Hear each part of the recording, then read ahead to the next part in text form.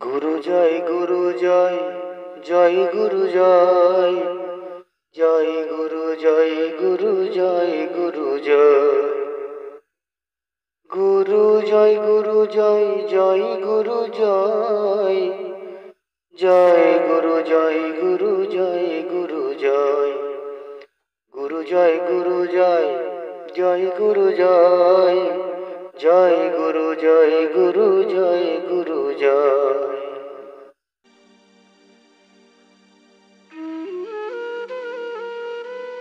खण्डमण्डलाकारं व्याप्तं येन चराचरो तत्पदं दर्शितं येन तस्मै श्रीगुरुवे नमो नमः।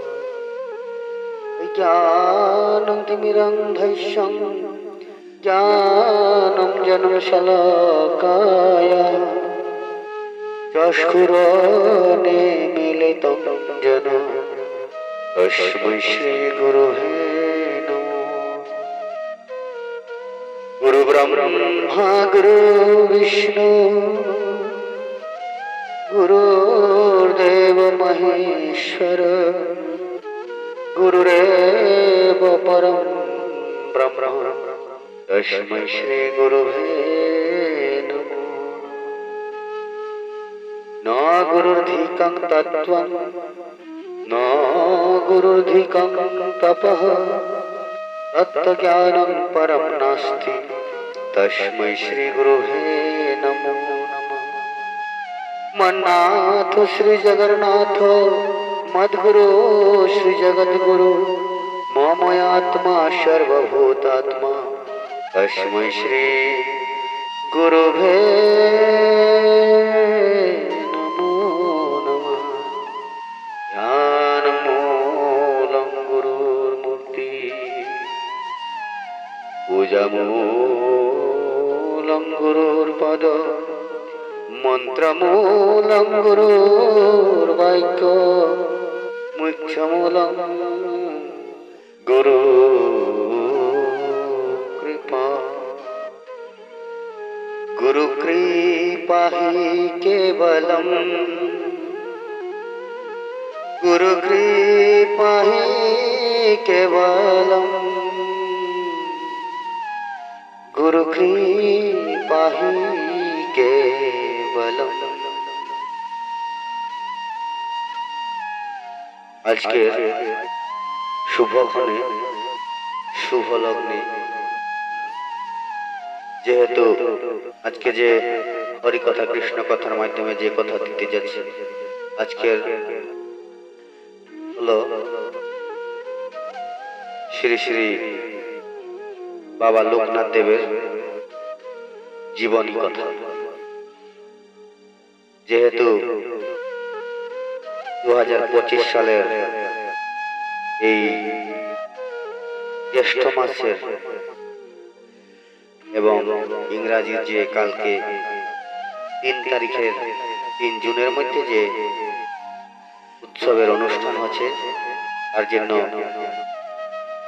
আমার হরিভক্ত কৃষ্ণ ভক্ত মাতুয়া ভক্ত এবং যত ঠাকুর ভক্ত আছে সবার চরণে নিবেদন রাখি এই বাবা লোকনাথজির জীবনী যতটুকু পারি প্রচার করতে।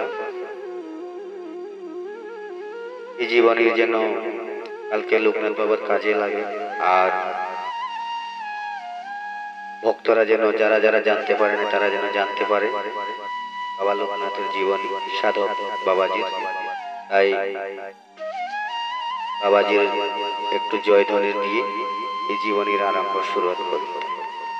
জয় জয় লোকনাথ জি ও প্রেমানন্দে হরি ধ্বনি বল হরি হরি।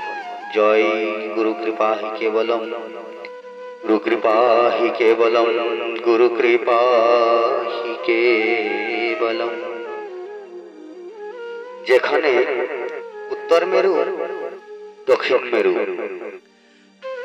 সংযুক্ত হবে সেটাই হইতেছে ধর্ম।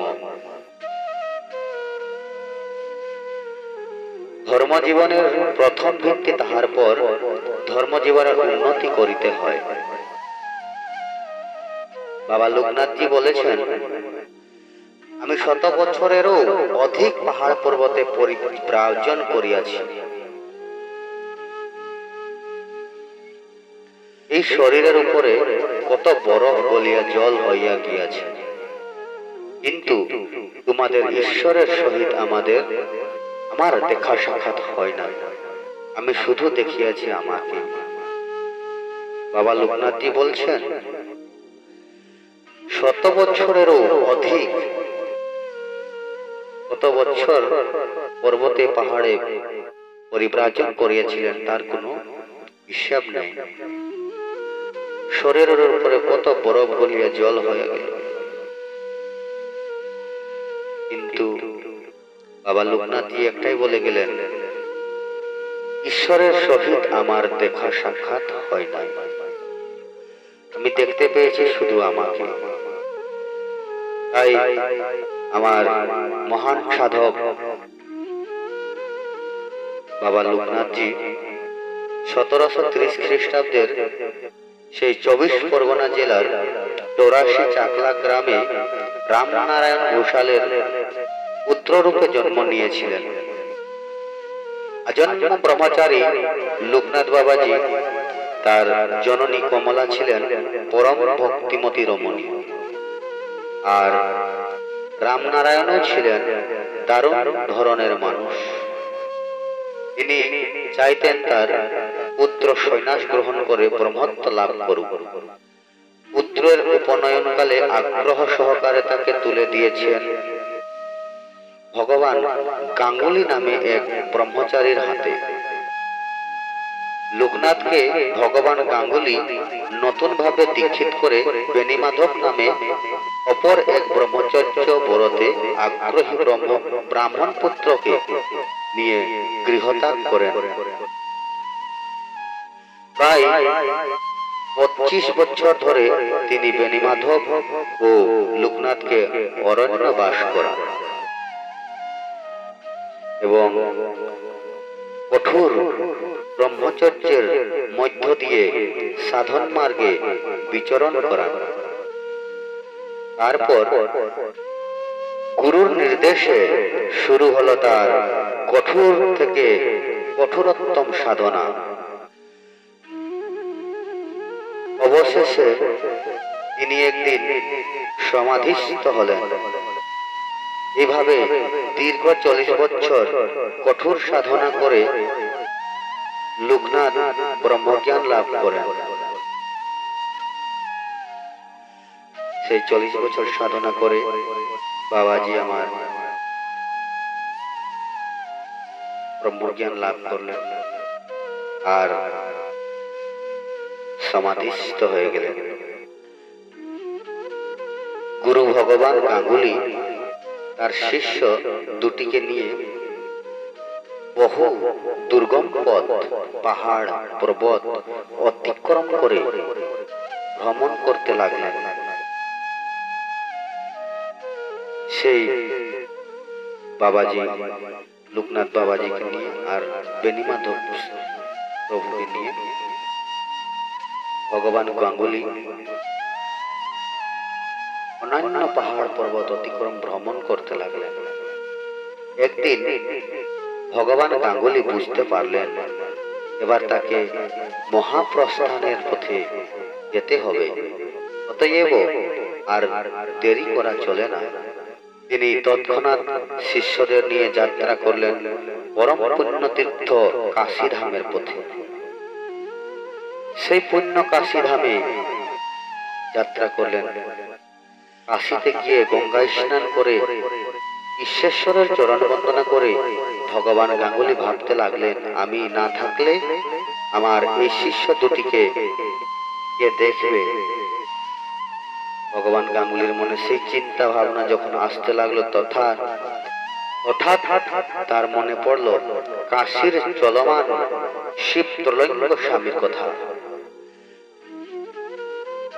ভগবান গাঙ্গুলির সেই ত্রৈলঙ্গ স্বামীর কথা যখন মনে পড়ল, সেই ত্রৈলঙ্গ স্বামী কথা মনে পড়তে সঙ্গে সঙ্গে তিনি শিষ্যদের নিয়ে এলেন ত্রৈলঙ্গ স্বামীর পূর্ণ কুটিরে। স্বামীজির সমাদরে কাছে স্থান দিলেন। ভগবান গাঙ্গুলি নিশ্চিন্ত হয়ে গঙ্গায় স্নান করতে গিয়ে সেখানে মহাসমাধি লাভ করলেন। তারপর তৈলঙ্গ স্বামী লোকনাথ ও বেণীমাধবকে নিয়ে পরিব্রাজকে রূপে দেশ ভ্রমণে বের হলেন।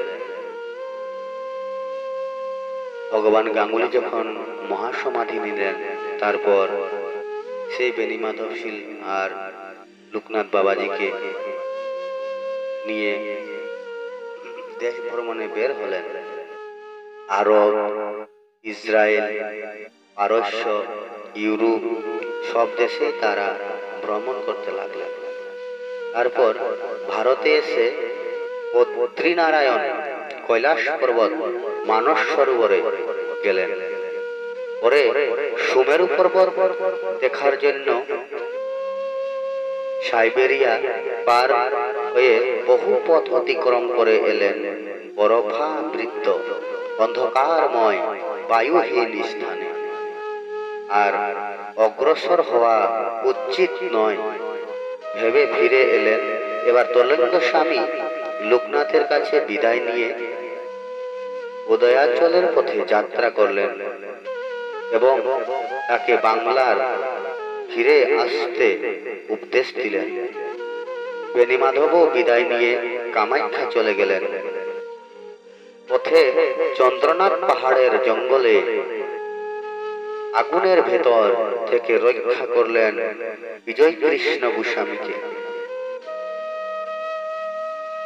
ফেরার পথে ডেঙ্গু কর্মকার তাকে দর্শন করে নিয়ে এলেন তাদের গ্রাম বারদিতে। সেই বারদি গ্রামে সেখানকার জমিদার বাবুরা বাবার পরম ভক্ত হয়ে পড়লেন। সেখানে ছাওয়াল বাঘিনী নদীর তীরে বাবার আশ্রম তৈরি হলো। বাবার অলৌকিক বিভূতির কথা ছড়িয়ে পড়ল চারদিকে। দেশে বিদেশ থেকে লোকজন আসতে লাগলো বাবাকে দর্শন করতে। দেশ দেশান্তর থেকে যে যার বাসনা কামনা নিয়ে বাবার কাছে আসতে লাগলো। বাবা তাদের হতাশ করলেন না। বাবা লোকনাথের নাম দিয়ে ছড়িয়ে পড়ল। ঠিক তেমতো সময় বাবা লোকনাথ ছিলেন স্নেহময়, করুণাময়। বহু পাপী তাপী তার কৃপায় মুক্তি পেয়েছে। বহু লোক ব্যাধিমুক্ত হয়ে আসন্ন মৃত্যুর হাত থেকে রক্ষা পেয়েছে। ভাওয়ালের মহারাজা তার শিষ্যত্ব গ্রহণ করলেন। তার কাছে ভেদাভেদ ছিল না। ধনী দরিদ্র, পণ্ডিত মূর্খ, উচ্চ নিচ্চ সকলেই তার প্রিয় সন্তান হয়ে পড়লেন। অতএব তারপর অবশেষে 1297 বঙ্গাব্দে 19 জ্যৈষ্ঠ তিনি মহাসমাধি যুগে স্বইচ্ছায় সূর্য রশ্মি অবলম্বন করে 160 বছর বয়সে মর্তলীলা সমাপ্ত করলেন। সেজন্য আগামী এই যে 3 জুন 19 জ্যৈষ্ঠ, এই দিনে আমাদের বাবা লোকনাথজি মহান সাধক পুরুষ, মহান আত্মা, তিনি 19 জ্যৈষ্ঠের তার উৎসব হচ্ছে মহাসমাধি যুগের দিন। সেই দিনের জন্য আমি এই জীবনী কথা বাবা লোকনাথজির আপনাদের চরণে নিবেদন করলাম। জয় লোকনাথজিও, জয় লোকনাথজিও, জয় গুরু। गुरु कृपा ही केवलम, गुरु कृपा ही केवलम, गुरु कृपा ही केवलम।